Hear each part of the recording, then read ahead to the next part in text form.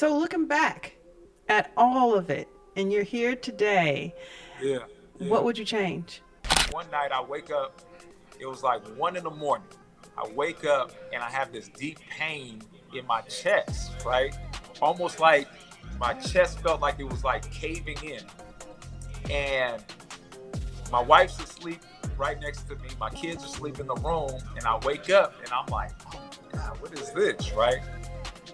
To the point where I thought maybe I slept on the remote or slept on something, Yeah, and yeah. just this is the tightness I was feeling. So I go into the restroom and I was like, okay, let me just stretch, let me just breathe. I don't know what's going on, but it's just gonna go away, right? Kind of like the football mentality. I'm not hurt, something's wrong, but I'm just gonna walk it off kind of mentality, right? So I go in there, but as I was in there, I noticed that the tightness in my chest continued to get like just tighter and tighter and tighter to the point where I felt like I was gonna pass out. Hello, welcome to A Two Doc Minds. I'm Dr. C. And I'm Dr. J. And here on this channel, we like to introduce you to very important content to help you move your narrative forward. We are going to have many conversations like the one we're going to have today. So please come and visit our channel. We are a channel of a community that likes to share information that helps you to grow and move towards your goals and help you achieve the things that you're trying to achieve. So like, comment, subscribe, and please help us get to our 100K goal. Let's go.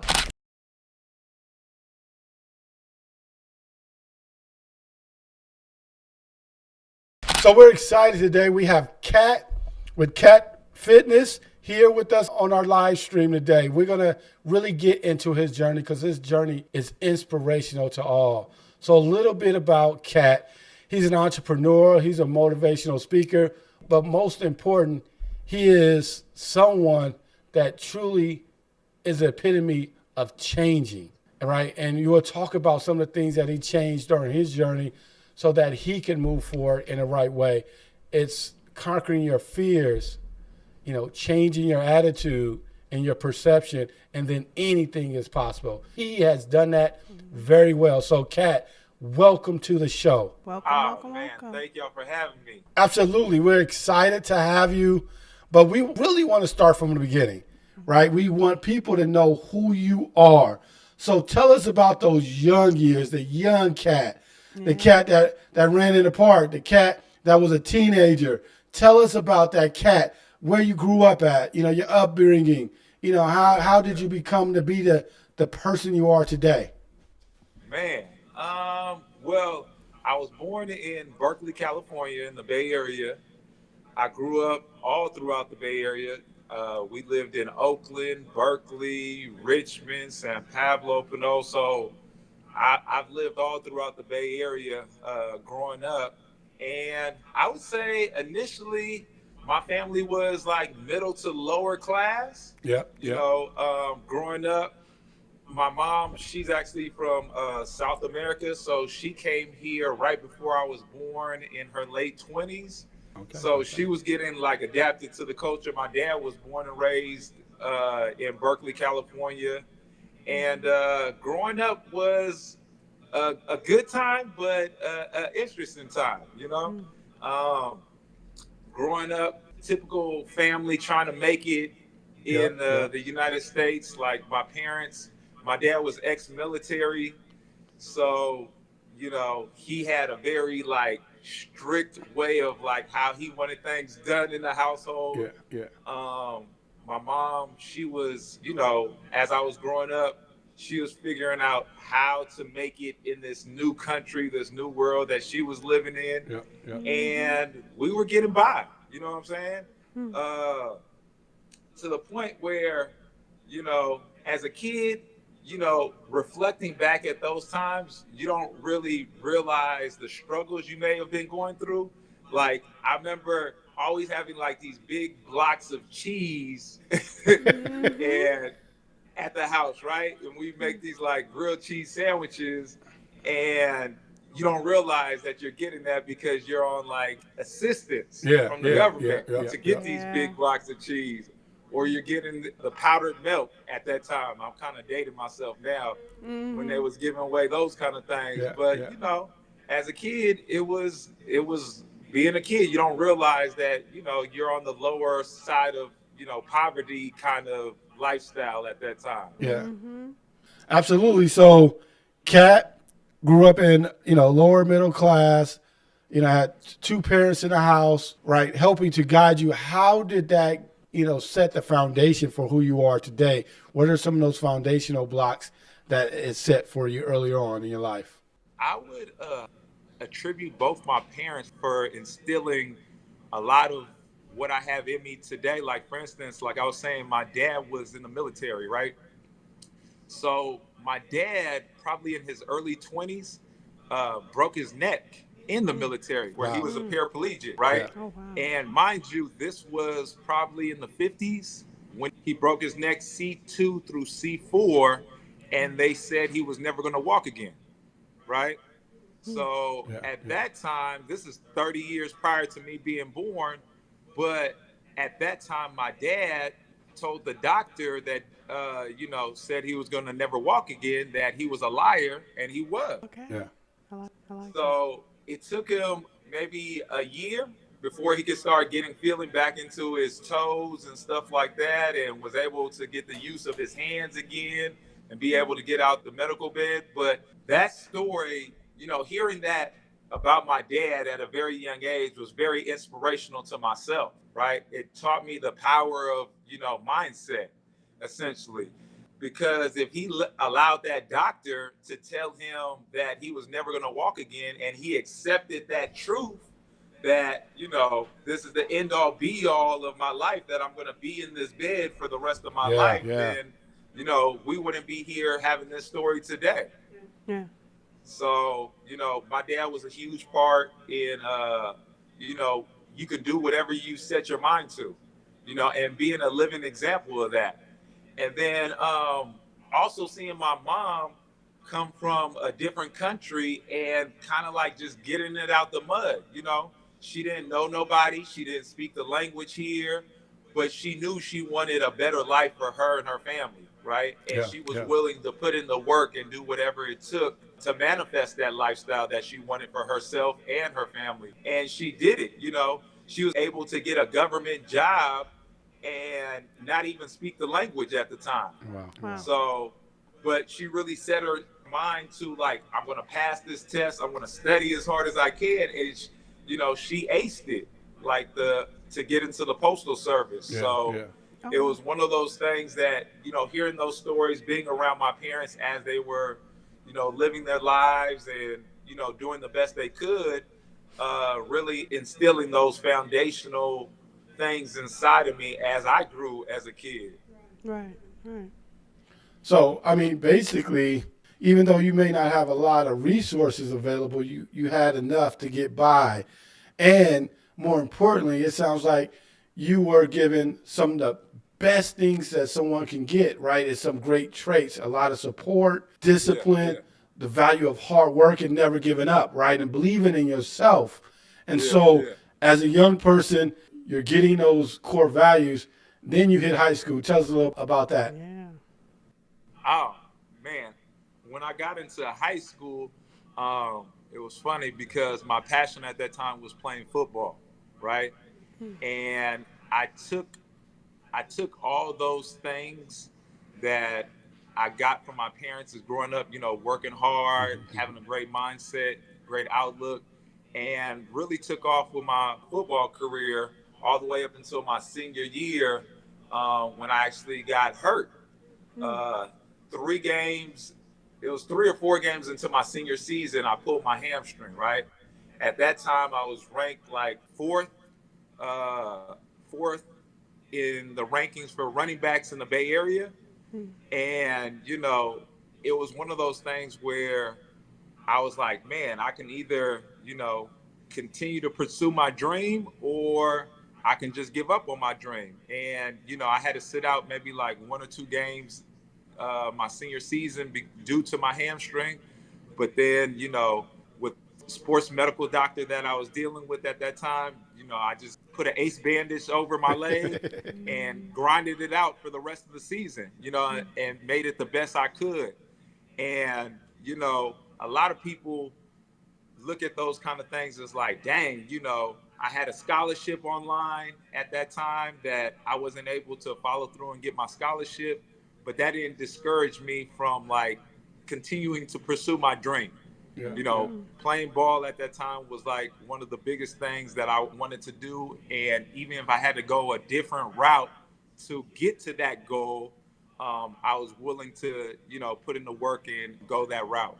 So what was like your social network like when you're talking about your passion and following your dreams and situating yourself around how you're going to get those things done? What were the people around you like?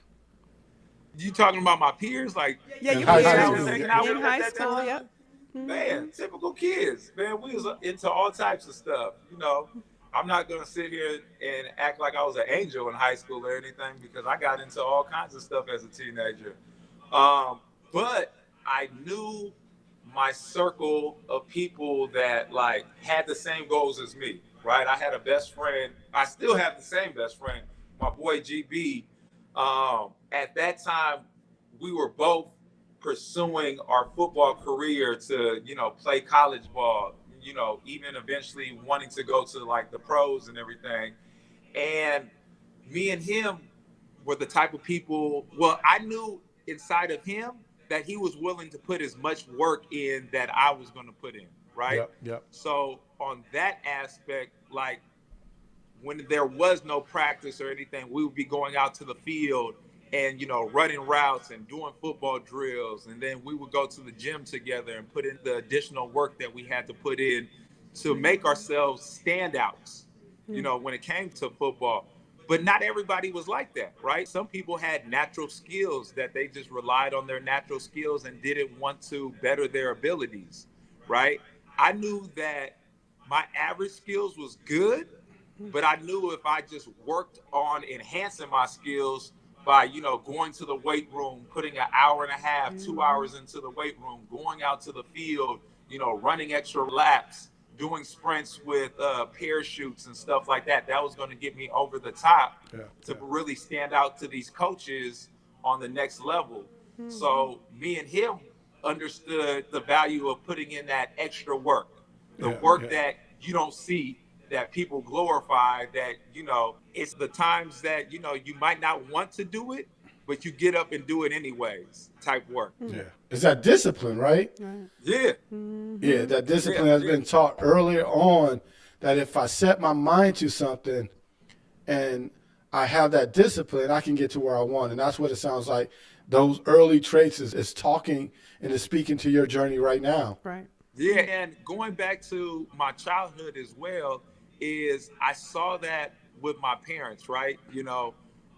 Before my mom was able to kind of get into her career, what she did in the postal service, one of the first jobs that she was able to get was just delivering papers. Like, I remember waking up with my parents, man, it had to be like 4 a.m, right? To go throw a paper out. We'd have the funds to pay rent and for groceries and stuff like that. And with a paper route, you're working 7 days a week. There isn't no days off. You know what I'm saying? There ain't no vacation time or anything like that. And I would do that as a little kid with my parents. Like, we wake up, for them, they made it into a game for me to make it fun, right? My dad, as we're doing the paper route, he made it a game for me to be able to throw the paper with my hand-eye coordination to get it on people's doorsteps and get it on people's porches and stuff like that. But to wake up every single day and make sure that we got the job done was something that was instilled into me at that time, right? Like, do it until you get it done. There's no excuses. There's a level of discipline, like, I remember being under the weather sometimes, and it's like, are you really sick or do you just have the sniffles? Right? There's a difference between being sick and having the sniffles. And understanding that now as an adult was like, man, to know how to push through and not let certain excuses hold you back at the end of the day, Absolutely. So now that you are finished high school, right? And, you're in football, right? You want to excel at the next level, the collegiate level. Talk to us about that journey and that transition. Yeah, so I rehabbed my hamstring after I got done with my senior season, and then I was going to one of the junior colleges out here so I could transfer. And during that period, I got in the best shape of my life, right? And was it maybe a couple weeks before my first game? I actually pulled my hamstring again, right, right before the season was about to start. And it was one of those things. It's like I put countless hours of work in to my craft, and now I'm not able to show off my abilities, my talents this upcoming season. And at that time in my life, my girlfriend, which is now my wife, she actually found out that she was pregnant, right? And at that time, like I was telling you earlier, my dad was in the military when he was younger, and he was like, hey, that's always an option, so you can take care of you and your family. And I went to pursue being in the military. But the funny thing about it was when he took me down to the recruiter, he actually took me right down to the mall right here where it used to be in Hilltop, where they used to have like the Navy, the Army, and the Marines, right? And the Air Force. And he was that's in Richmond. And that's in Richmond, California, right? Yeah, that's right there in Hilltop. So if anybody remembers, they used to downstairs. There used to be 4 recruiting offices for the military. It used to be the Navy, the Army, the Marines, and the Air Force, right? And my dad used to be in the Army, and he was like, if you ever want to go into the military and have an easy job, join the Air Force, because the Air Force don't really do anything, right?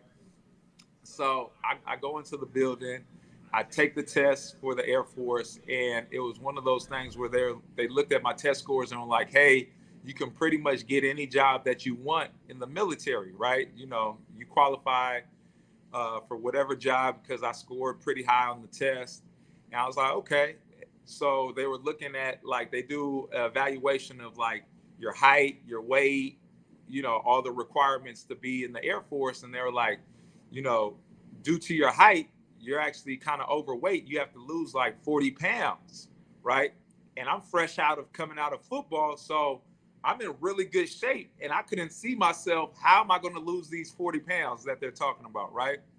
So I went to the next recruiter right next door, which was the Navy, because my dad told me if the Air Force doesn't take you, go to the Navy, right? So I went into the Navy recruiter, did the same thing, did all the testing.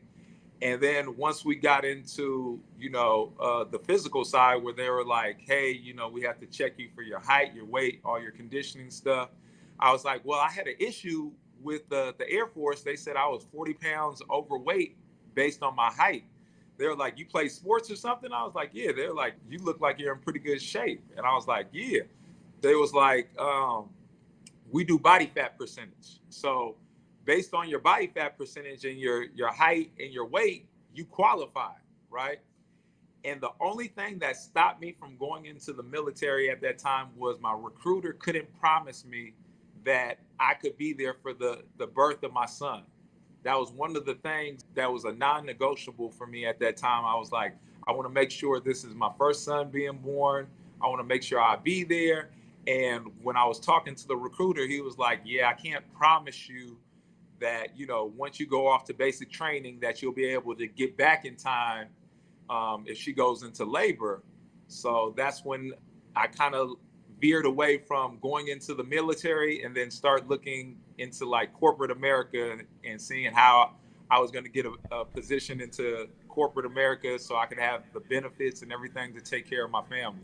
Yeah. So you want to ask him? Yeah, so you have talked so much about some pivotal moments in your life, about growing up, having, to face some fiscal challenges in your household with a government cheese, and then moving on to your college years and having to make some career choices to afford a working family, if you will. So can you expose a little bit to us about your corporate experience? And you said you made the jump from the military over to the corporate world. What made you make that decision, and what did it feel like once you arrived? So I never got to go to basic training and everything. At that time, I was looking like, okay, I have a son about to be born. I want to be in position to be able to take care of my kid. And I was like, I'm fresh out of junior college.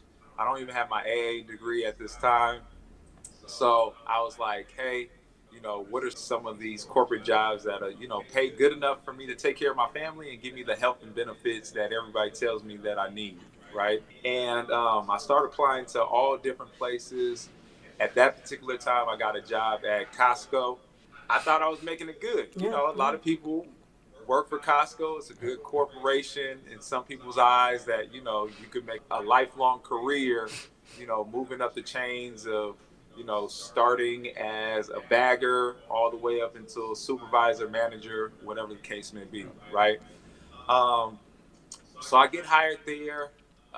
Within the first 3 months, I go from being a bagger to a cashier, getting promoted.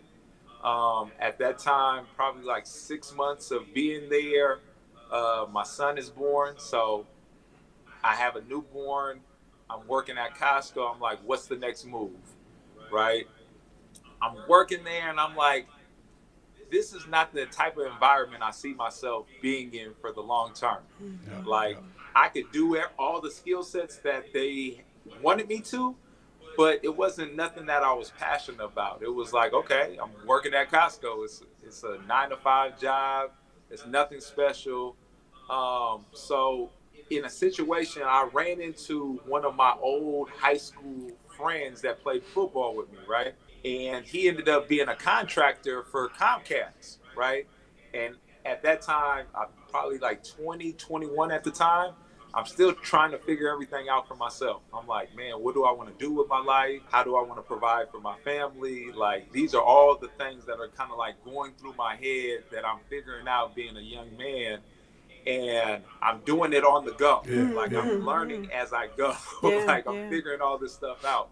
So I run into my old teammate that was a contractor at Comcast, and he was like, hey, Comcast, great corporation, you could get these benefits, they're paying great, all these kind of things, right? So I was like, hey, maybe this is a step up for me, better pay, better benefits, more opportunity.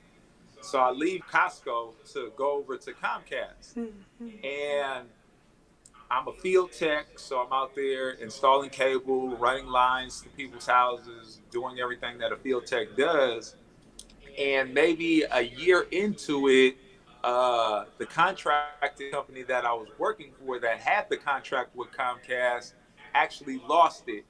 And the day I pulled up to the field, they asked for the vehicle back, the gas card, everything, all the equipment, and they like let everybody go on site. Wow. So I'm at another predicament where I just lost my job that I was enjoying because I like, being hands-on. I like being outdoors, everything. It was something that I was interested in doing, but it got cut short. So now I'm back to square one, like figuring out what I want to personally do. So being a former athlete, I was like, man, I wouldn't mind, maybe becoming a physical therapist, maybe a massage therapist, and be able to work with athletes. So then I actually enrolled into NHI, which is National Holistic Institute in Emeryville. Right after I lost that job, I was like, hey, maybe this would be a great opportunity for me to get back in school, further my education, so I could get a career, maybe working with athletes. And I finished the program at NHI.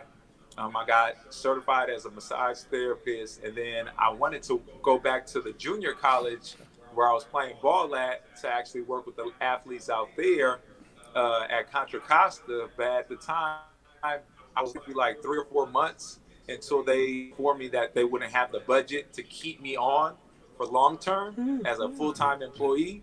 So now I'm right back to square one once again, right? I'm like, man, what's really going on?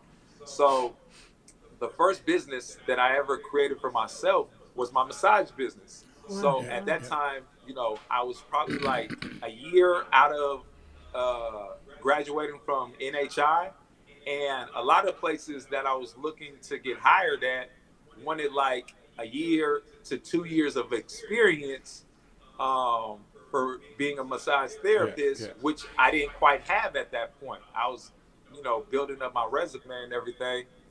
So I was like, okay, let me go into business for myself. And I started, promoting my businesses.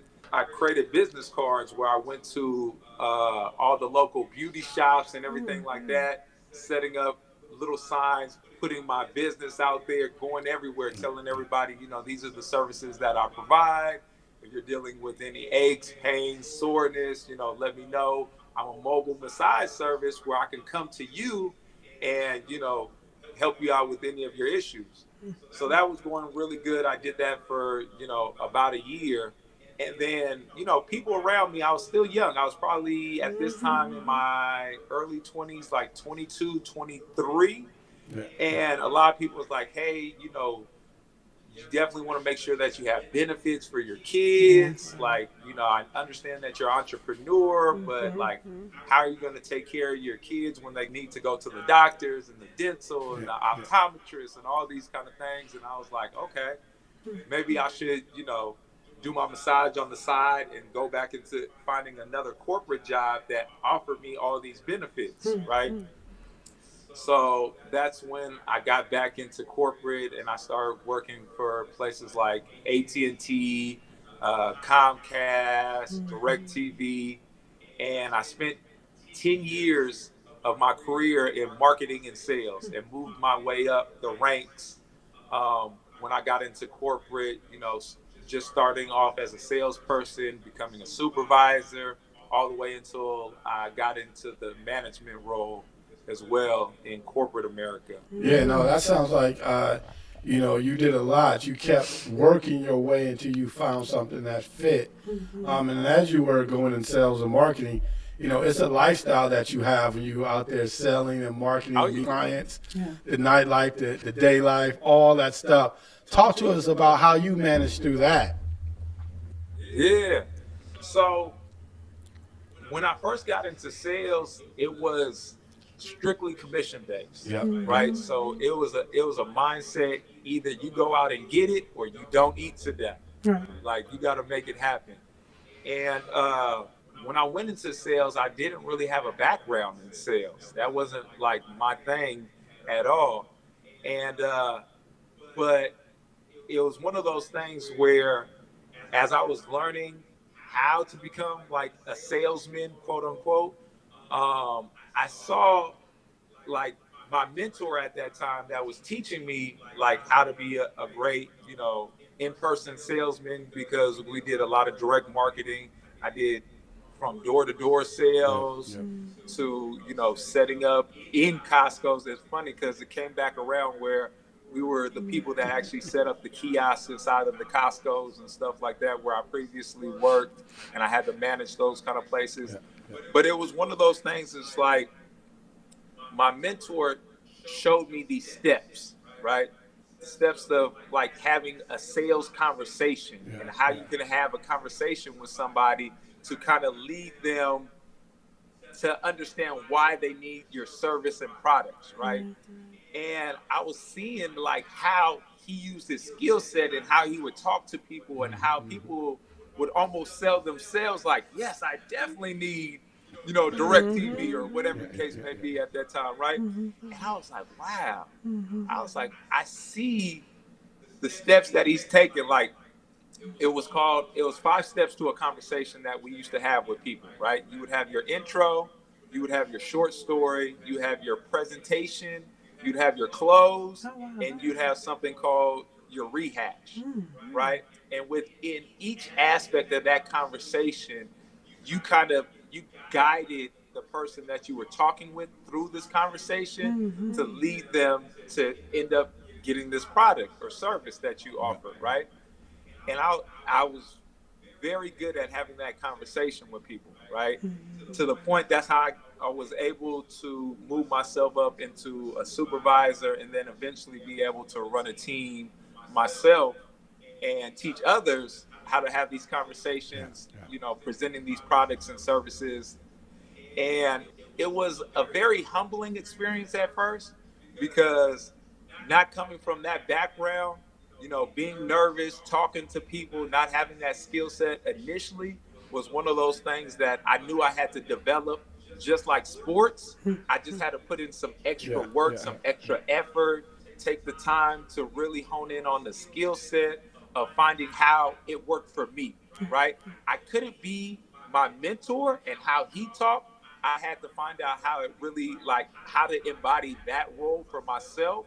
So it came off natural. It came off genuine, where people would really be like gravitating towards my energy and what I had to bring to the table. And I think that was the thing that I really was able to teach my team. Like, don't try to be like me. Don't try to be like Kat. Like, this is my personality. This is my skill set. This is how I'm relatable to certain people.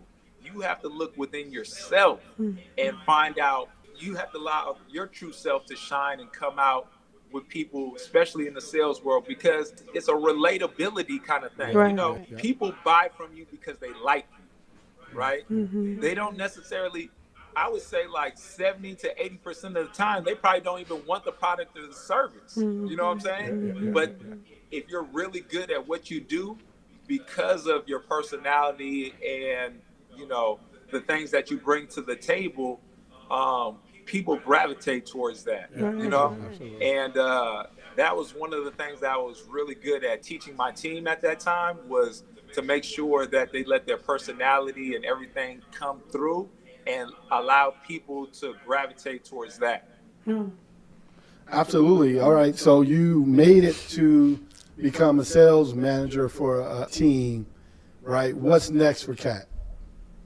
Oh, man. I thought I was living a good life at that time. The paycheck was looking sweet, bigger than it ever had been, running a sales team. I had those benefits that I've always been chasing, that I told I was supposed to have for my family and my kids. I thought I had the white picket fence that I was supposed to have, living the American dream. But I wasn't really happy at that time. I wasn't really happy with myself. At that time, I probably gained around like 80 pounds, from when I was playing football and everything. I was working out consistently. I was taking care of myself. At this point, I was just grinding. I was trying to make some money to take care of my family. I achieved all those things.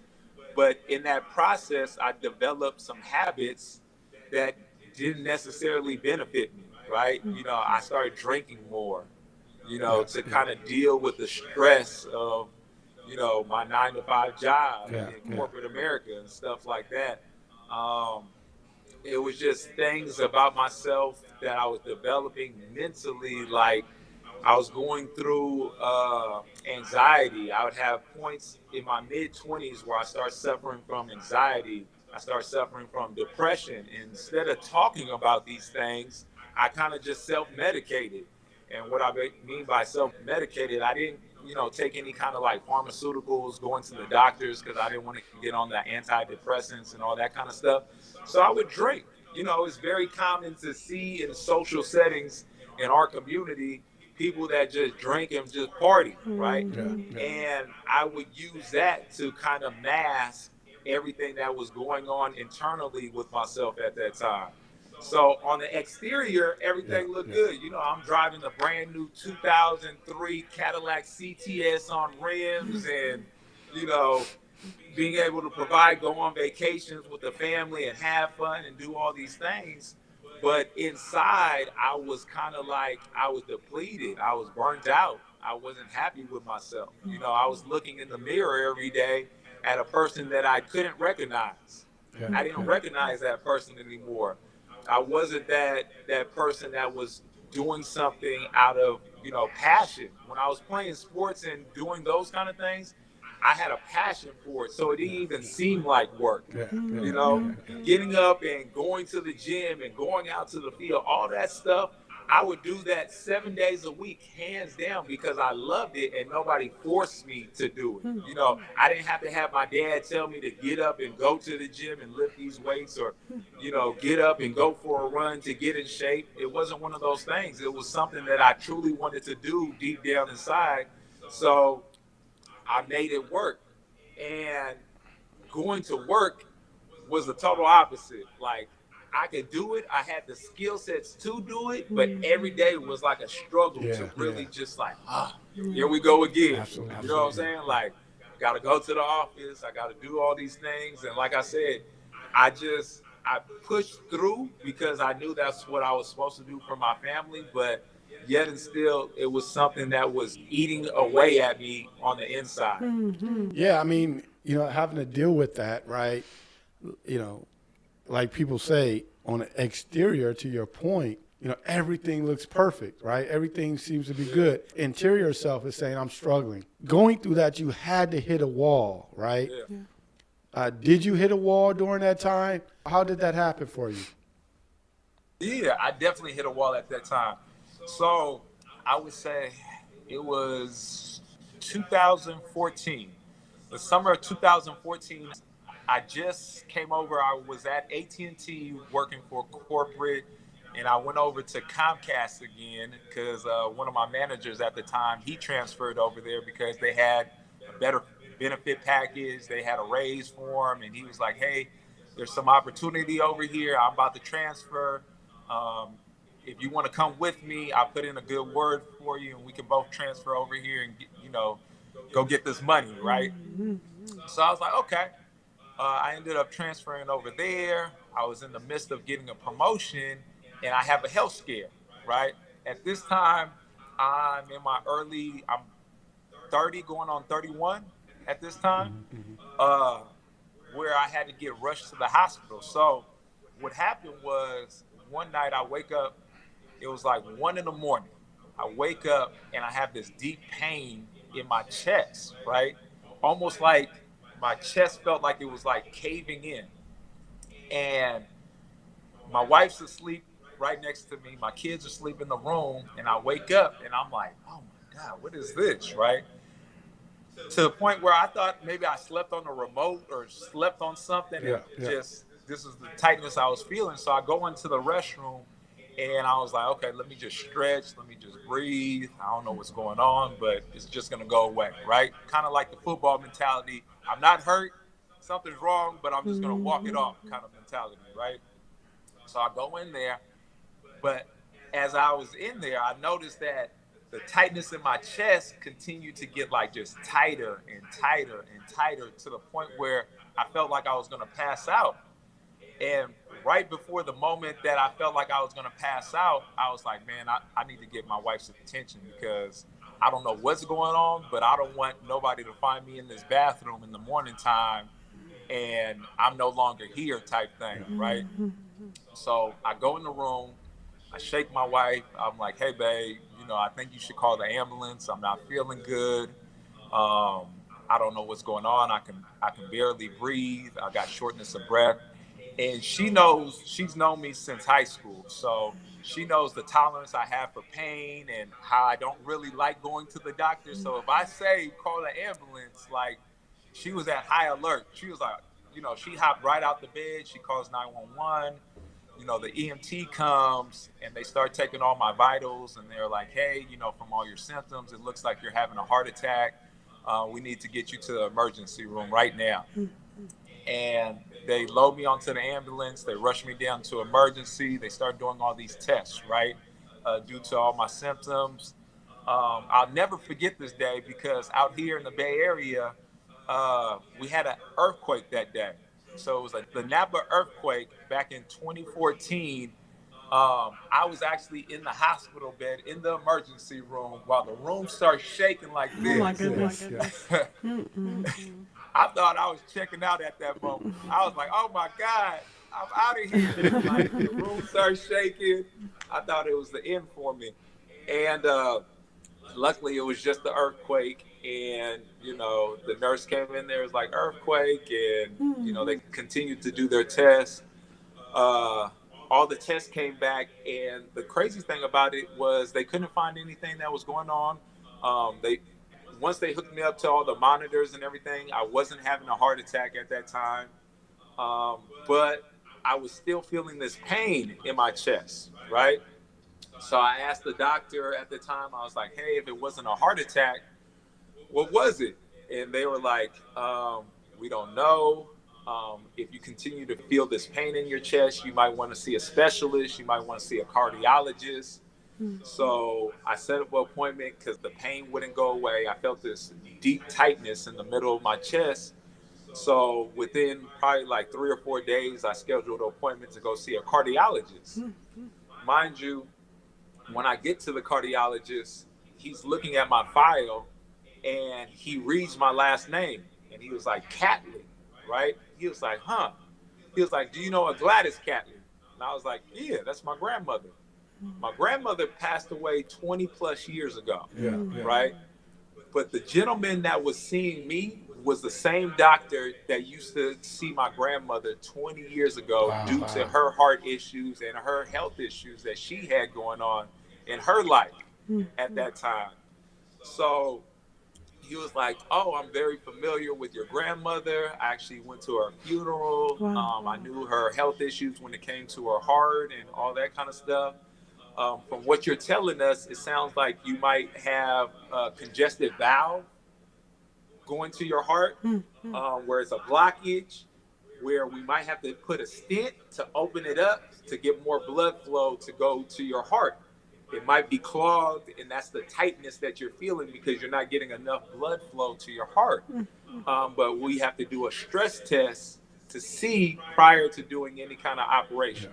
I was like, man, okay. I'm in my early 30s right now. I'm getting this news, not happy about this news. But it was one of those things, as I was growing up, you know, my dad told me that, you know, our family suffered from these things. You know, our family suffered from diabetes. Our family suffered from, you know, heart disease, high blood pressure, all these illnesses that our family supposedly suffered from. So I'm like, wow, man, is this my time that I'm dealing with health issues? So I go in there, I take my stress test. The stress test comes back. Heart is great. No issues with the heart. No problem, right? So I talked to a cardiologist. I was like, okay, well, the stress test came back. There was no issues. Like, why am I feeling this pain in my chest? So the doctor was like, we don't know. We can't tell you.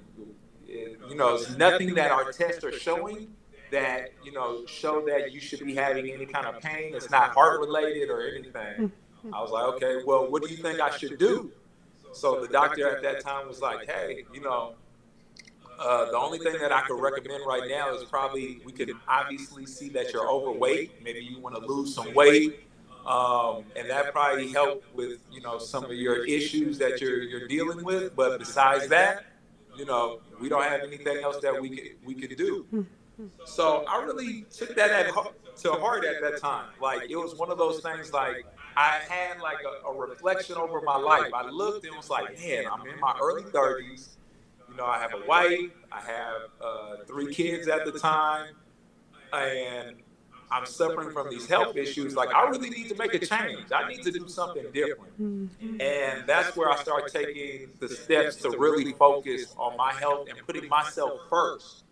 Because at this time, you know, raising a family, taking care of a family, working in corporate, I wasn't taking care of myself. I wasn't putting myself first anymore. I was putting myself kind of like middle to last on the list of things to do, right? My number one priority, obviously, at that time was to make money to take care of my family. But I can't make money and take care of my family if I'm sick, right? So it was one of those things. It was like, I have to start reprioritizing the things that I do on a daily basis in my life. Yeah. So if you reflect back on that moment, I know I'm glad that you made it out. Okay, it looks like. For those that are looking at you and looking and listening to your journey, and if you are in the moment and you're going through something such as that, such tough, where you have to sit back and you say, oh my gosh, now I'm in the moment where all my life is coming all at me at once, and I'm having this you know, not necessarily I guess you could say tragedy in this moment, and you have to reflect back on all the choices that you made. If somebody's looking and could you give them some advice on how you should prioritize certain things in your life, given that you went through something so traumatic? Yeah. So one of the things, like I was saying earlier in the story, is like, when I was dealing with stress and stuff like that, and the way that I saw people, friends, family, community dealing with stress was, self-medicating, whether it was smoking weed, drinking alcohol, doing things to not like really get to the root of the issue. Um, those were one of the behaviors that got me overweight, because if I was drinking or if I was smoking, I wasn't making the best decisions when it came to nutrition either, right? Because you drink, you have a couple of drinks, then you eat some greasy food, then all these other things kind of come out of it.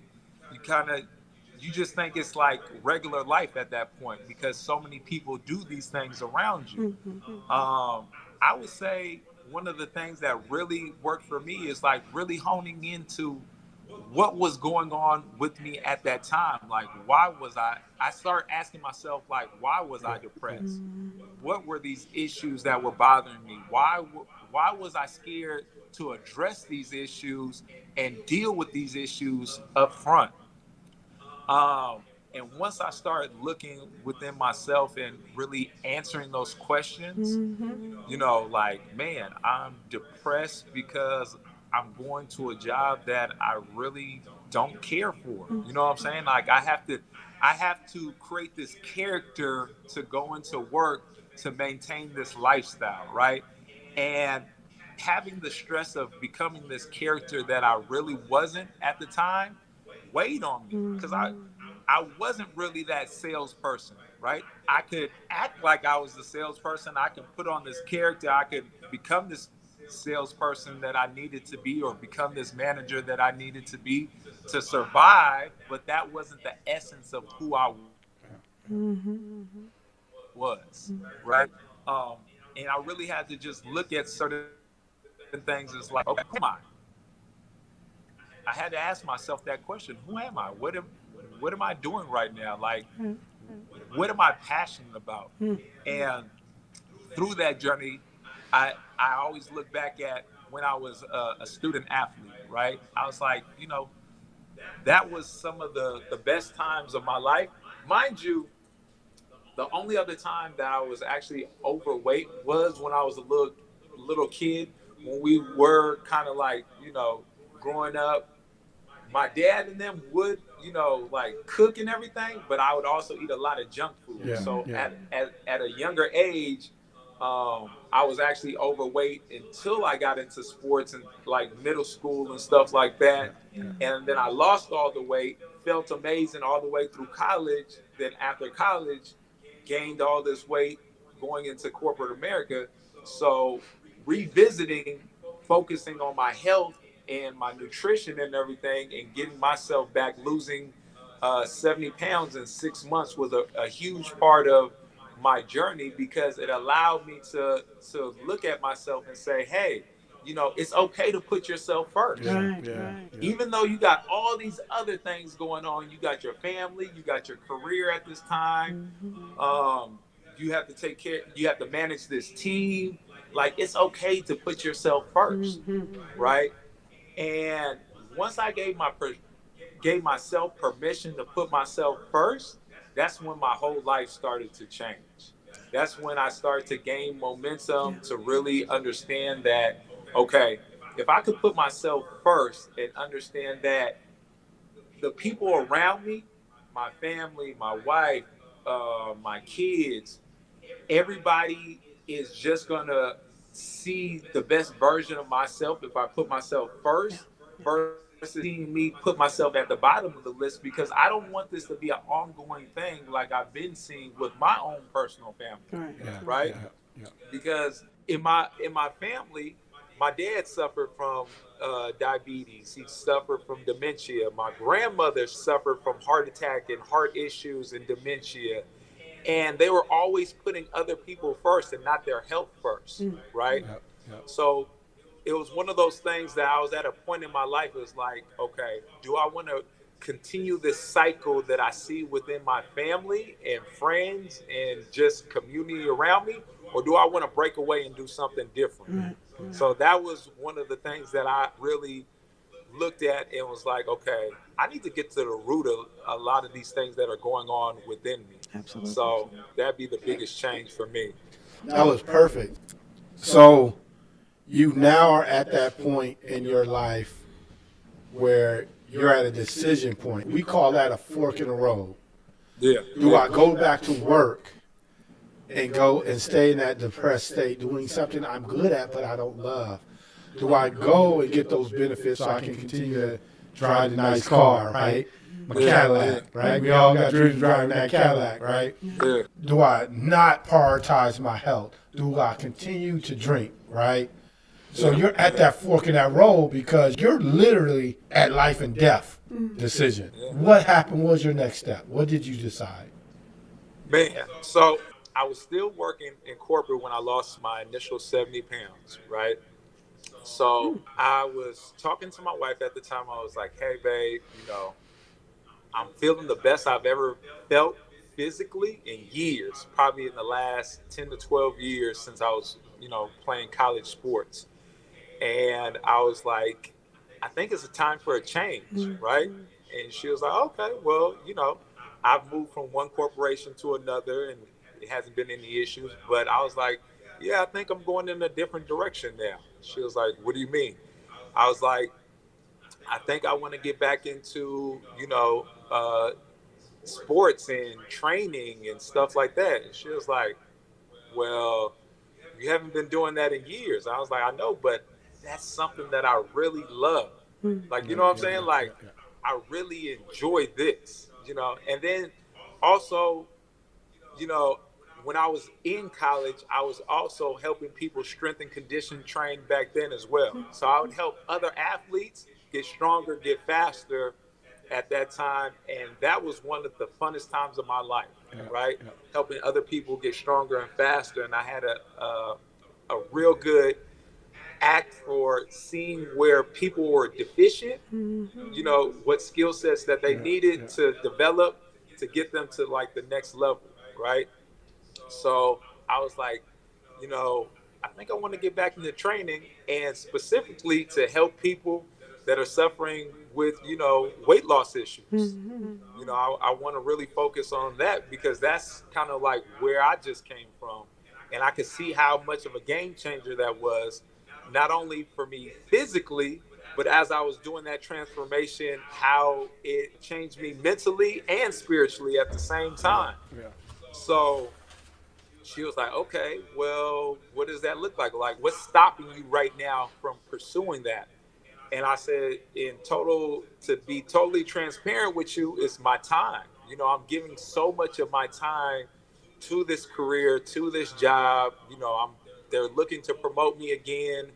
But I don't think I want to go for it. I don't want to go for the promotion. And if I have more time, I'll be able to pursue this new career of being a strength and conditioning coach and everything. And the funny thing about it is when you put things out there, there into the universe, it's a funny thing how doors start to open, right? My thing was I thought I didn't have enough time to start pursuing this career, right? And a chain of events happened to allow me to have the time to be able to pursue this career, right? So as I changed my health, as I start, putting myself first, now I lost my 70 pounds.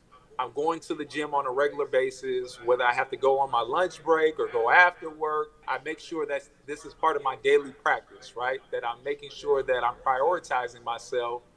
So after I get off of work this particular day, I usually have my glasses on when I drive. So I get to the gym, take off my glasses, put it in the center console to go inside the gym to work out. I get done at the gym. I come back, get ready to go home, go to reach for my glasses. Glasses are nowhere to be found. So I'm like, I know I always leave them in the center console of my car. So I look around, glasses not in the car. I thought they may have fell between the chair or something like that. I look outside the car. I see my glasses on the ground crushed, like somebody stepped on them, right? So in the back of my head, I'm like, okay, I got to get me a new pair of glasses. So I call them the next day to work because the position I had to drive around. I'm supposed to be wearing my glasses at work. So I let my manager know at that time, hey, I need to go get my prescription filled. I got to get a new pair of glasses. They got broke at the gym last night. So they were like, okay, perfect, no worries. I ended up going to the optometrist, getting set for a new pair of glasses. This is probably maybe like a week and a half prior to Christmas. Yep. So it's right before Christmas. It's the holiday season. I'm talking to the optometrist. It's like, hey, how soon do you think you could have my prescription done? They were like, we could probably have it done probably within the next 2 or 3 weeks. It's the holiday season, and we're kind of backed up. So I was like, okay, so what am I supposed to do in the meanwhile? They're like, well, we can't do anything until after Christmas, right? So I called him to my manager. It's like, hey, my glasses are broke. I'm not supposed to be driving without my glasses. What should I do? They're like, hey, it's the holiday season. Take a couple weeks off. Go ahead and take care of business and then get your prescription and then come back to work, right? So I had some time off. So at this time, my wife looked at me and was like, hey, what's going on with the glasses? I said, I'm getting a new pair, but they're not going to be here until like 2 to 3 weeks. She was like, okay, so what are you going to do? I said, I talked to my manager. My manager said I can have 2 to 3 weeks off of work. She was like, well, isn't this the time that you've been asking for that you say you haven't had? And I was like, you're right. This is, some time. She was like, what are you going to do with it? I said, well, I'm going to do exactly what I said I'm going to do. I'm going to start working on my business. So within that time frame, I had 2 to 3 weeks that I didn't have to go to work, that I could focus on my business. And I was still getting some income coming in because I just took some time off from work. So I was still getting the check coming in and the whole nine. So what I did was, I was like, okay, I had the name of the business that I wanted. So I started getting all my paperwork together, getting myself an LLC, the whole nine. And then at that time, I was like, hey, I got a couple weeks. I could start training some people, right? So I start, reaching out to people through social media, like, hey, I have these times available where I can train. Some people reached out to me because they saw my transformation. They knew that I came from a sports background and they wanted to do some, strength and conditioning work with me. And I started picking up some clients within the first week or so, putting myself out there. Within the second week, I'm like, okay, I got to go back to work pretty soon. Like, what is this going to look like? So in one instance, I'm on a high because now I'm doing something that I'm passionate and I love. And in the same instance, I'm thinking like, damn, I got to go back to corporate America. I got to go back to work in the next week or so, right? So it was one of those things that's like, okay, man, only if I had more time, right? So come to find out, the week of when I was supposed to grab my prescription for my glasses, I go into the optometrist. I talked to him. I was like, hey, you told me to come back on this day to pick up my prescription. I go in there. They thought the prescription was done. They looked. They couldn't find my prescription. It was nowhere to be found. So I asked the front desk, is like, hey, how much longer until I'll be able to get my prescription? And they pretty much told me, they looked in the system and they was like, whoever initially took my order never submitted the order. So the order never even went out yet. So I ended up I was like, okay, so how much longer until they might come in? They were like, hey, we're still booked from the holiday season. It's still going to take like 2 to 3 weeks to get it. So I ended up taking another 2 to 3 weeks off of work and pushing, working on my brand, working on my business, picking up more clients within those 2 to 3 weeks to the point where I had some momentum. I had like 6 or 7 clients that I was consistently working with. And I was looking at my wife and I was like, it's time for me to leave corporate. And she was like, are you sure? And I said, man, I've never felt so good in my life And I truly feel like I'm pursuing my passion right now. And I think this is now or never, right? Because if I go back to corporate, I'm just going to continue doing the same thing, that I've been doing, and finding reasons why I can't get out of that staleness, and it was one of those things. It was like now or never. Like I just had to take a leap of faith. And that was like the moment that I knew was like, I'm just going to take a leap of faith, because worst case scenario, and I wasn't thinking of like a backup plan or a plan B, but worst case scenario, I can always go back to corporate America. Absolutely. But this might be the one and only time that I get to pursue my dream. So I'm going to shoot my shot right now. Absolutely. So you made a huge change in your employment, right? And that's a financial change too, right? You made a change in losing 70 pounds in 6 months, right? So that was a lifestyle change. Talk to us about that lifestyle change. How you're exercising. You must have eaten different, right? What changed in those eating habits to get you to lose so quick? I looked at it like I was playing sports again. Like I wanted to be in the best shape of my life. So I put myself on a program where I had scheduled meals. This is what I was eating for breakfast. This is what I was eating for lunch. This is what I was eating for dinner. I had, if I needed my snacks during the day, I had my snacks. The funny thing about it was at that time, I was working at Comcast, and they would provide the sales team and the management team, they would provide us lunches sometimes. They bring us food, donuts, pizza, all this junk food, right? And at that time, I was bringing my food to work. And it was so funny because my peers at that time would look at me like I was crazy. They were like, why are you bringing lunch when they provide us lunch? I was like, because the stuff that they're providing us is the stuff that got me to 250 pounds. And I said, I'm not going to eat that kind of stuff anymore. I'm going to stay away from the processed foods. I'm going to stay away from the fast food. So I would bring my lunch to work every single day. And like I said, whether it was on my lunch break, a lot of us have an hour lunch break. If we're working 8-hour shifts, most of us will have like an 8-hour lunch break within that 8-hour shift, right? But which one of us really takes an hour to eat, right? None of us take a whole hour to eat our lunch. So instead of just eating at lunch, I would work out. I would either go to like a local park or somewhere. If I had time to go to a gym or whatever the case may be, I would go work out on my lunch break. If on the days that I didn't have time to work out on my lunch break, I would go after work. I'd be like, okay, right after work, I got my gym bag, I got my clothes, I got everything I need. As soon as I clock out, I'm not going nowhere else but straight to that gym, right? Because sometimes, some people, and myself included, if I get distracted and do something else, you can procrastinate and say, oh, well, I'll get to it tomorrow.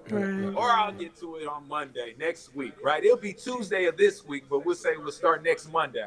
When we could start today, we could start tomorrow or the next day, right? So I made sure I made it a habit of doing it now. If I had to do it and there was no other choice, it's like I'm going to make sure that I get it done for myself. So making sure that I didn't make any excuses, whether I was tired, whether I had a long day, whatever the case may be, I was going to show up to that gym and make sure that I at least got in like 45 minutes to an hour of work for myself.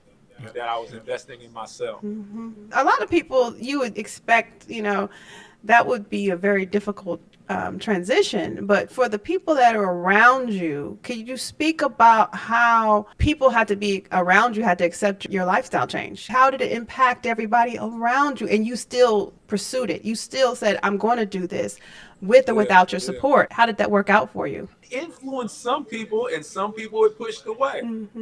It was funny because some of my friends that I used to drink with and stuff like that, and party with and hang out with, we kind of slowly, it wasn't like it was anything bad or negative. We just started slowly gravitating away from each other, right? Just because we were just moving in two different directions. A lot of other people saw my transformation and knew me for years and got inspired and started their own personal transformation. Uh, it's one of those things that influence some for the positive and some, like I said, just it wasn't their time. That it wasn't their season to move in that direction, so they kind of went in their own direction, and that's okay too, because anytime you're making a change in life, it's going to happen. Some people are going to embrace that change and want to be there and are inspired or motivated by change. Right. And some people are perfectly fine and set in their ways in the lifestyle that they're living. And that's the life that they have to live. So in my journey, I saw it influence my family directly. Like I saw my wife start to, eat different. She started to exercise more. Just seeing me making my transformation, I saw how it positively influenced my kids. Right. I went from the person that talked about what I used to do when I was a kid and I played football and I was a teenager, telling them like, when I was an athlete, this is what I used to do, versus now being able to go out there with them and physically show them how to do certain things. So being able to lead by example for my kids, you know what I'm saying? So that was huge. And then also for my clients that I was picking up at that time, people saw that I knew what they were going through. I knew what they were feeling. I had the family, I had the job, and I still wasn't making any excuses. So it was one of those things that, my clients used as inspiration. It's like, hey, he was 70, 80 pounds overweight. He has a family, he has kids, but yet and still he made himself a priority and didn't make any excuses and was able to get to his goal. Absolutely. So you made your decision in your crossroads of your life, right? You chose yourself first, right? And that's a hard decision because when you're making good money, right, you got good benefits, to your point. You got investments and different things that you're going, but you're taking and gambling on yourself. So you took that gamble. You gambled that I'm going to take over my happiness. I'm going to take over my health. I'm going to take over my spiritual, mental well-being, right? And so you made that, but you also made a big change in your life. And let's talk about it, right? Meat and processed foods was a huge thing in your life. Fast food you talked about, right? Alcohol you talked about.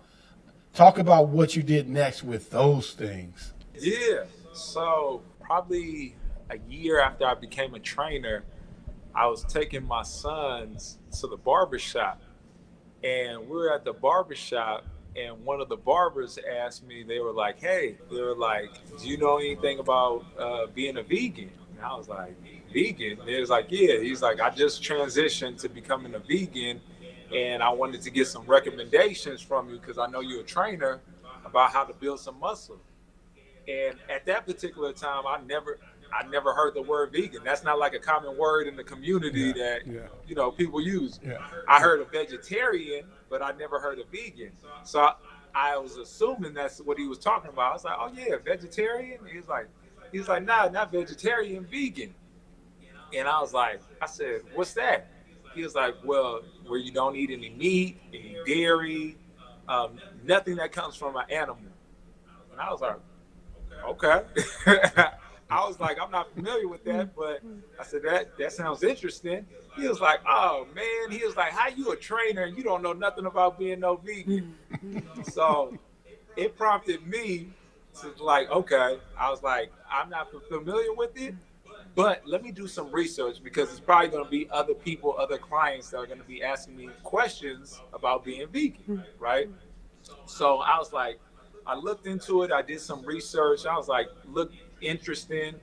But I always like to speak from my own perspective. So I like to try things out prior to recommending anything to anybody. So I was like, okay, let me try it for 30 days. Let me see what it's like not to, have any animal products, not to eat any meat or anything for 30 days and see how my body reacts to it. So I could give him my honest opinion because I knew I was going to see him again because he was one of the barbers at the barbershop. Yeah. So I was like, okay, tried it out. And for me personally, within those 30 days, probably 2 weeks in of me not eating meat and not eating dairy, um, was truly transformative, more so in like a spiritual, on my spiritual side, just because, just like I was telling you previously in the interview, in my mid 20s, I started, suffering from like depression, anxiety, and stuff like that. And I didn't even recognize that a lot of that was due to my nutrition at that time, right? You go to the doctor, you tell them that you're suffering from depression or anxiety, and they want to prescribe you some kind of pharmaceutical. And like I said, I didn't want to take any kind of antidepressants or anything like that. So I self-medicated at that time. But yet and still, occasionally, even after I lost my weight, I would have these anxiety attacks come sometimes, and I would just deal with it the best way I could at that time. Once I started changing my nutrition, I really felt different. Like I've been plant-based for going on 8 years right now, and I haven't had an anxiety attack since. Right. Yeah. And that was one of the things that I really noticed. I was like, the only thing that I changed was my nutrition. Right. And I started to feel my energy kind of like shift within myself. And I was like, wow. I was like, a lot of the emotional or the energy that I was taking in was coming from these animal products that you just don't realize until you kind of like detoxify yourself from them. Yeah. And that was a huge thing that I noticed on my personal journey, that once I detoxified myself from eating a lot of these animal products and processed foods, that a lot of my hormones started to change and regulate itself. So the anxiety, the depression that I was dealing with also started to clear up, and I started feeling better mentally and spiritually. And you made a critical point, right? And Dr. C and I spoke about this a few weeks in one of our videos. So if you haven't seen it, take a look at it. But, you making this big transition in your health, right? Your nutrition, your physical, your spiritual, right? Your employment, your financial, right? When you make that huge change, right, you see a different group of people come in and out of your life. For your example, right? We always say, if you look at your 5 closest people that's closest to you, and you see what they're doing, and you see what they're about, it's usually a mirror image of who you are, right? So you were drinking, you were around drinkers, right? We were partying, we were in the club. Yeah, we in the club, we drinking, we throwing it back, and then we going back to the burger spot at the end and choking it down, and then going back and laying down, right? And then you made this transition. I'm certain now, those 5 people that was around you, right, change, and talk about that. Yeah. So, just like I was saying prior, some people got motivated by my transition as I started focusing more on myself and my health, and they start focusing more on their health. And then others were just content with what they were doing, their lifestyle, their habits, and they continued to do that. And we just kind of just naturally just gravitated apart. But it's funny, when you remove certain energy out of your life, it makes space for new energy to appear, right? So just to your point, like you just said, more people that were living a similar kind of lifestyle that would be working out on a regular basis, more people that were entrepreneurs, more people that were just doing more things that I was personally interested in, start to fill in that space. And it's one of those things, you start putting yourself in different places, right? Instead of going to the bar after work, now I'm going to the gym, right?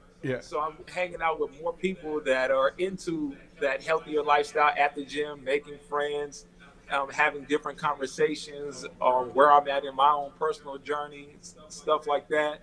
So it does have a huge part on, your surroundings. If you continuously surround yourself, like you said, with certain people that don't want to grow, guess what? It's going to be harder for you to grow. Because you're not going to be able to have those conversations, or, the people that you try to share your dreams with might scare you from your own dream.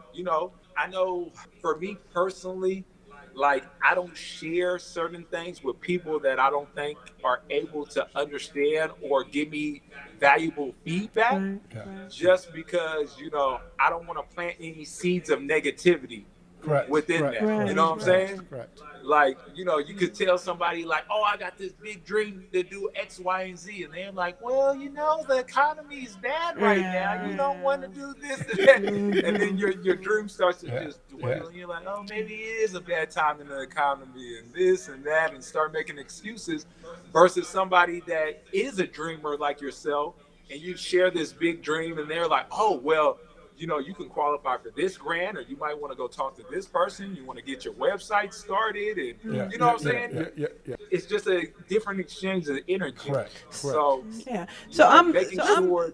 I'm that person. I'm saying I'm that individual right now. I'm trying to live my dream. I've experienced what it felt like to work out and enjoy a passion that I know I love to do every single day. But I'm sitting still in that same spot, and I have bills, and I have people around me that I rely on that constantly tell me you probably shouldn't do what you love, or you should stay in the safe zone, or you probably are not capable or have the resources to do what you do. What do you tell those people right now listening to us? Because they're going to look at us and they're going to say, okay, this is what I needed to hear. What would you tell that person that's not making that jump to say, I need to make a difference right now in my life? It doesn't always have to be a huge jump. Just start taking the steps, whatever those steps are, to help you involve yourself in things that you're more passionate about, that you want to start making that transition. Take it one step at a time. Some people can make that leap. Some people are all or nothing kind of people, and some people just need a gradual transition, and either way, you're going to get to your own personal goal. It doesn't have to be like myself, where I saw the window of opportunity open and I said, I'm just going to go full force. I'm going to go 110%. I'm going to leave my corporate job, quit right now, and I'm going to pursue my passion. Like, if that's too much for you, right, go ahead and then start making time in your schedule, just like you schedule everything else, and start making time for whatever that passion that you have on a daily, weekly basis, whatever that looks like. Yeah. And then start surrounding yourself with more people that are doing things that you're passionate about. Having those conversations, finding meetups, finding social gatherings, finding people on social media that are doing more of what you're doing, and seeing how you can make that transition that way as well. Absolutely, absolutely. So now, Cat made the huge transition. Now he's inspiring other people on their journey. Let our viewers know your business. So my business is called Cat Fitness. My last name is Catley, Catley. So from the times I was playing football and sports, everybody used to always call me Cat, right? So when I started my business, I called it Cat Fitness because that's my nickname. And initially, it was just to help people, lose weight with just the strength and conditioning aspects, everything that I've known, and how I coach people to take the steps to get to their weight loss goals and to change up their nutrition. But probably maybe a year and a half of after starting my business, I saw that it was a deeper rooted issue, just like I had a deeper rooted issue with gaining my weight, right? That people are not addressing, and that's kind of like your mental health. Yeah. Right? Which is kind of taboo to have that conversation in our community sometimes. It's talking about, what's going on mentally with ourselves. If we're suffering from depression, if we're suffering from anxiety, and what are the things that we're using as coping mechanisms? Yeah. Right? Yeah. So as I was training and helping to help people reach their weight loss goals and everything like that, I saw that it was a void in those conversations with some of the clients because, I could see the mental struggles, how they were going back and forth with their old self and the self that they wanted to become, right? They were saying that they wanted to lose 20, 30 pounds, but yet and still they were using the same coping mechanisms when they were stressed out to go eat the fast food, to go have that drink of alcohol, to go smoke weed or whatever they're doing, right? And not understanding that they're taking 2 steps forward to take 3 steps back, right? So they're kind of just staying in that gray area and not really moving all the way forward. And one of the things that I started incorporating in my classes is now like positive affirmation and encouraging yourself mentally, because that was one of the things that I just naturally did as I was going through my transformation, not understanding how much of a key component that was. Correct. Right. Correct. During my workouts, listening to certain motivational speakers, just things to keep me on the positive end, because of my circle of influence at that time wasn't always so positive, right? So I seeked it out through social media and different influencers that were doing positive things. So I would use that to encourage and strengthen my own mind through my own personal journey, not understanding how powerful it was when it came to working with other clients and people that I was going to work with moving forward, understanding that they needed that as well. You know, they didn't only need to learn the workout routines, they needed to get to the deeper root of what they were going through, and understanding that they had the tools and resources to get it as well. You had an interesting journey, and one of the things that we always talk about is positive affirmation, hearing positive things, right? Being a part of a positive environment. And, you know, you did that, you know, through, you know, your social media, through listening. But now you're on the opposite end. You're giving that back. You've been on radio shows. You've been doing podcasts. You have 100,000 people following you in your social media. Talk about how you're giving back to communities, giving not so much from a PhD doctorate standpoint, but you're feeding them a different type of medicine, and talk about that positive medicine you're feeding. Absolutely. Yeah.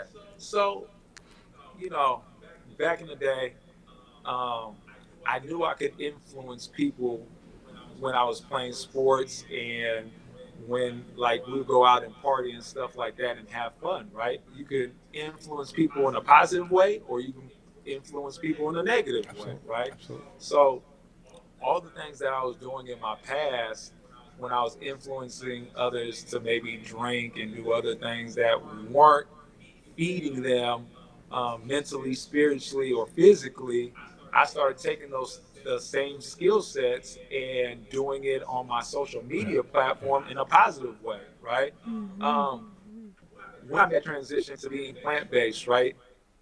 You're eating meat or any dairy products or anything like that, it was one of those things. It's like nobody else in the community is doing that, right? So you're kind of like standing alone. You're like the black sheep of the community. And I really embodied that, because on my social media platform, I would show people what I was doing, how I was still building muscle, how I was still doing all these things, thriving. When a lot of people in my circles, when it came to even trainers, telling me not to go that route. They're like, why would you stop eating meat? Why would you stop, you know, questioning like why I was doing this? And in the same sense, it's like, do you even know why you're doing it? You know, like, just because it's a sense of programming that we've been taught from a very young age that we need to, you know, eat meat or have dairy to build strong bones and to build muscle and all these kind of things. You really have to think about where we got that information from, why we were getting that information.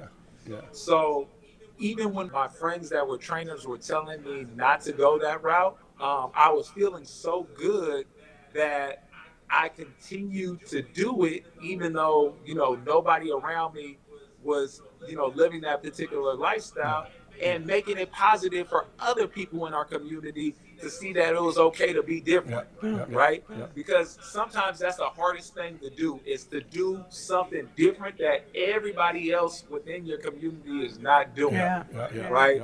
To stand on your own 2 feet and have everybody kind of question what you're doing, why you're doing it, and, you know, being somebody in the community. Like, for example, I think after the first year of me being on social media, posting all the information that I was posting, people wouldn't even recognize me by my name. They'd be like, "Oh, you that dude that don't eat meat. You that guy that don't eat meat." And they would approach me and ask me questions like, "Why'd you stop?" And I would tell them. I was like, "Man, you know, I grew up like everybody else, going to the barbecues, eating the links, the ribs, the mac and cheese, the potato salad, all that kind of stuff growing up." And it all got us to a certain point, right? Usually when I have my talks in the community and stuff like that, and I say, by raise a hand, how many of us have high blood pressure in our family? Right. You see like 80 to 90% of the hands go up. How many of us have diabetes? 80 to 90% of the hands go up. How many of us in our family have heart disease, stroke, all these underlying health issues, right? 80 to 90% of the hands go up. I was like, how many of us eat like this? And I would point out the things that we eat. And 80 to 90% of the people with hands will go up as well, right? So I was like, we have to stop telling ourselves this narrative that these diseases or these issues run in our family. It's the lifestyle that we live. Right. Absolutely. It's the lifestyle that we conduct as a community, that we see these things, because we're passing these habits down from one generation to the next generation. And it's almost looking like we have these issues, but it's the lifestyle choices that we're really making. So I use my platform on social media to show that, like, you can make a change. Absolutely. You know what I'm saying? I do a lot of inspirational quotes that I put on my page. I show my clients putting in the work on my page that are making the transformations and doing, posting different mindset tips with those workouts and everything. And then just leading by example, during classes. Like I said, not only do we work out, but we do positive affirmations after class. We talk about, affirmations, something that's positive that's happened to us within that day. Sometimes people look at the cup half empty, but how do you start looking at your cup being half full? All the positive things that you have going on in life versus all the negative things, and a lot of times, whether it's the news or different media outlets that always constantly feed us negativity, so our mind is kind of programmed to gravitate towards negativity. How can we start putting more content like your guys' self, changing people's mindset on focusing on the positive and what we do have control over? Absolutely. Absolutely. Yeah, we don't look at the news, right? Just because of that. It's important for us to feed ourselves positive. Even doing the social media, having that positive affirmation to know that we can do it, and having that attitude that we won't give up, right? Because in what we do, and this, there's good and bad, right? Ups and downs, right? And so even for your journey, right, you're a personal trainer, you do massages. Well, a few years ago, COVID hit, right? That's huge for folks that's in that industry. Talk to us about how that impacted you and then how you recovered. Wow. So, COVID was one of those things that threw a lot of people a curveball, a lot of people weren't prepared or ready for something of that magnitude to hit. And at that time, I was actually training out of two gyms. I was training out of Ultimate Sports Academy, which is located in West Oakland. And I was training out of Authentic Fitness Gym, which was in Richmond. And at that time, both the gyms, everything was shutting down. So it was like, okay, I can let go of the business that I built over the last 6 years and figure out something new, or I can find a way to make it work. And, I found a way to make it work. So what I did during that time was I started doing some online training for my clients. So I started doing Zoom classes so people could, work out from the comfort of their home, for those that were still interested in working out. And it was pretty cool because, the people that did choose to transition to online training with me, They started inviting, family and friends that were living in different areas.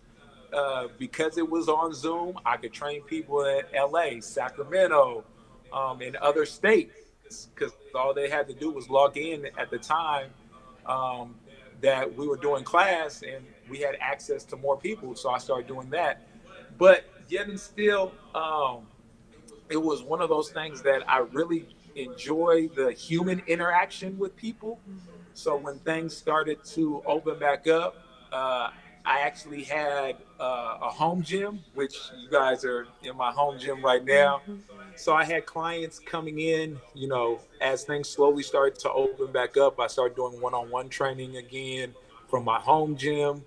And then start doing small groups, and now we kind of like outgrown my home gym. So last year I was able to get into another facility in El Sobrante, which is called Get It Girl Fitness, where I train my clients Monday through Friday. We have morning classes, we have evening classes, and same thing is the classes are based around strength and conditioning, and we do circuit training, teaching people how to build muscle and burn fat.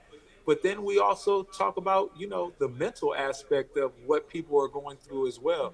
Like, not only do we have conversations in class, but for my clients in our group chats, it's certain books that I might post that deal with mindset issues. You know what I'm saying?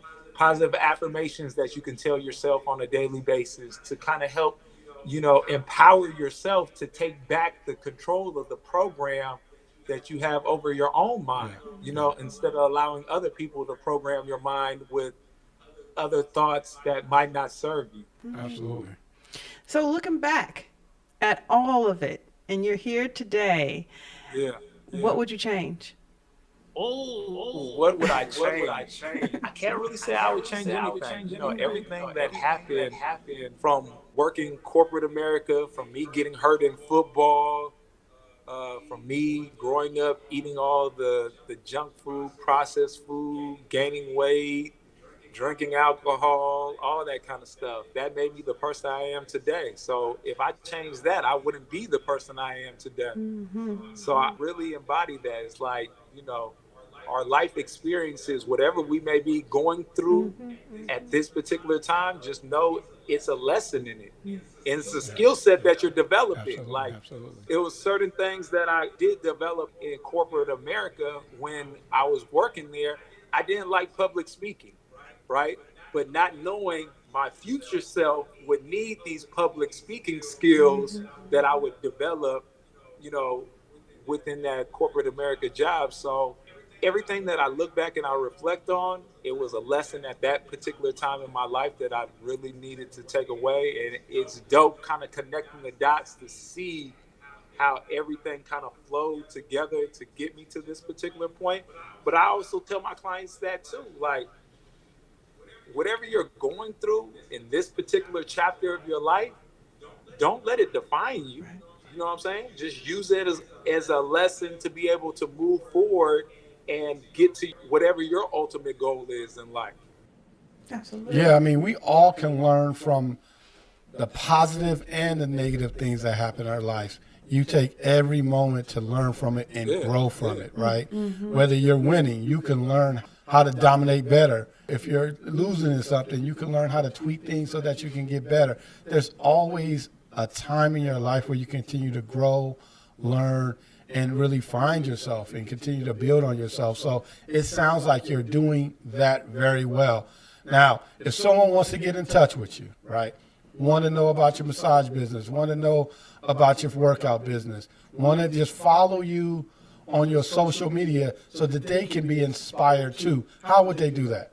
Yes. Yeah, so on IG, you can follow me at Cat, C-A-T, Fitness 3, the number 3 on IG. I'm typically posting on there on a daily basis, whether it's some mindset tips, whether it's motivation of my active clients working out, giving you inspiration that you can start anywhere. You know, I have one of my oldest clients, her name is Georgia. She's 74 and she's just starting on her health journey, right? when she first came to me a couple months ago, her body was super stiff. She was sore. She could barely move. But going through the process of showing up for herself and working out on a consistent basis and not allowing other people, like, you know, we see other people in their chapter and be like, oh, because I'm not there, I shouldn't be doing it, right? Yeah. Because I can't do a full squat, or if I can't do this, I shouldn't be able to start. No, you start wherever you're at, right? But in her story, she's 74, just started, and 2 months later, oh, you would never recognize her. She's moving around.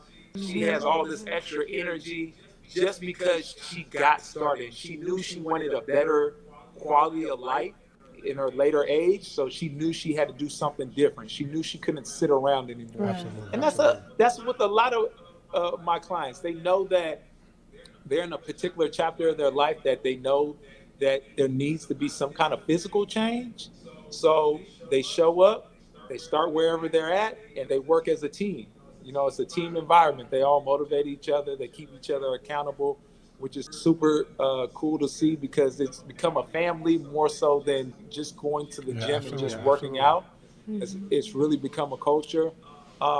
And the reason why I got back into massage was actually because of my clients as well, because in May, we did 30 days of self-care. What does that look like, right? Yeah. And a lot of them were asking, you know, for like, you know, they wanted to incorporate more massage and something relaxing for themselves. And me already being a certified massage therapist, I was like, hey, you know, this may be an opportunity. So I put my services out there, and that side of the business has been able to continue to grow as well. So not only providing, you know, Swedish, Shiatsu, deep tissue massages for my clients, but now expanding out and finding new clients that might want to get a massage and then end up falling in love with going back to the gym as well. No, absolutely. You know, you have a wonderful journey, you know, and we thank you for sharing everything that you have. If you had 45 seconds to drop some knowledge on folks that are right there on the cusp of making that decision to make that transformation like you did, in that 45 seconds, what would you tell them? Oh, man. You know, you have to really understand that you're doing this for you and nobody else. Wherever you're at in your journey, do it for you. Like, once again, like, it almost has to sound like you're selfish, but if you don't take care of yourself and you don't put yourself as a priority, you're teaching those around you that they don't have to make themselves a priority and they don't have to take care of themselves. You know what I'm saying? So that's the one thing that I would say is, like, wherever you're at, whether you're pursuing your health, you're pursuing your career, put yourself first, and you make sure that you get to where you need to be, because everybody around you, for the positive or the negative, is going to benefit from it. Absolutely. I think Cat should be in everybody's household. Yes. I think we need to package and deliver and distribute you for everybody, for people who do not live in the Bay Area. Yeah. Who do not have access to you. What do we do? What do people in, you know, communities outside of yours, what should we be looking for to tap into resources like this? Yeah, so like I was saying, you can find me on IG, Cat Fitness 3, CAT Fitness 3 on IG. I also have an organization that I do, if you guys can see, called Heal the Hood. Yeah, so our YouTube channel is called Heal the Hood Events. On YouTube, our IG is Heal the Hood Events. What we actually do with this particular organization, we go into inner city communities. We provide free resources when it comes, we feed at least like 300 people each event, absolutely free. We provide health coaches, mental, physical, spiritual, and financial coaches that live within that community to help educate, motivate, and inspire other people within that community, just to get the momentum that you need to find those circles that you're looking for. whether you have the motivation in your own personal circle or you're looking for new environments with like-minded people that are in the same journey as you. So we've been doing that event since 2020, and we've done 10 events throughout the Bay Area. So from San Francisco, Oakland, Richmond. We partner with some charter schools out here. We've also partnered with First Fridays in Oakland to do some community events in the Bay Area. So looking for that to continue to grow and expand and motivate and educate those in the community on their own personal health journey. And if you want to find me, I'm in the Bay Area, so you can always get in contact with me if you're in the Bay Area through one of my social media platforms. Otherwise, like I said, you can follow me on social media, either on YouTube at Heal the Hood, IG Cat Fitness 3, or even TikTok at Cat Fitness. Absolutely. We're going to put all that information in the description. So if you're interested in getting with Cat, take a look at our description, click the link, and make sure you make that connection. His brother will change your life for the better, and believe me, I know. And so we want to thank you for joining in with us today, taking your time out to share with our family, with our audience. We appreciate you, and thank you for joining in on us. We are Thank A you two for doc having mind. me. Oh, absolutely. Oh, absolutely. So I'm Dr. J, I'm Dr. C. and welcome to A Two Doc Mind. Mind.